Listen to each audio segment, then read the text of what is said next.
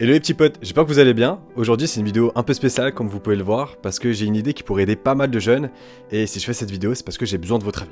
Depuis qu'on est tout petit, on nous fait croire qu'il y a un chemin tout tracé pour réussir sa vie. Faire un lycée général, faire une prépa, ensuite aller en grande école ou en faculté pour finir avec un bon job et une bonne situation. Une vision au final élitiste d'un parcours alimenté par notre société et un système éducatif. Et si je vous dis aussi que rien n'est joué d'avance, que peu importe votre parcours scolaire, vous avez le droit de rêver parce que c'est gratuit, mais vous avez le droit aussi d'avoir de l'ambition et de croire en vos projets futurs. Moi-même, après un échec scolaire au collège, on m'a placé dans la filière professionnelle, où j'ai passé le brevet professionnel puis le bac professionnel. Et pendant ces années-là, on n'arrêtait pas de me dire que j'étais pas fait pour faire de longues études, que je n'aurais pas le niveau pour aller plus loin.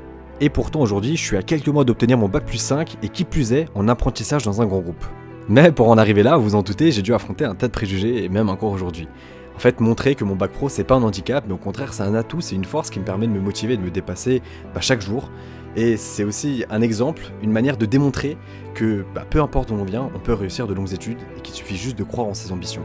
Cependant, aujourd'hui encore, trop de jeunes en filière professionnelle pensent qu'ils sont coincés, persuadés que leurs rêves et ambitions sont limités par un parcours professionnel qu'ils n'ont pas forcément choisi.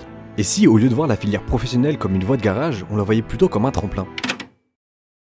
Alors je pense que vous l'avez compris, c'est justement l'idée de ce podcast que j'aimerais lancer. Faire des interviews d'étudiants et de professionnels qui ont suivi des chemins hors des cases, montrer également que la filière professionnelle ce n'est pas forcément un échec mais plutôt une façon de réussir, et tout ça pour donner plein de conseils à ces jeunes qui se sentent coincés ou qui ont du mal à y voir clair dans leurs études. En bref, un podcast qui parle vraiment aux jeunes soucieux de leur avenir et qui se posent 10 000 questions.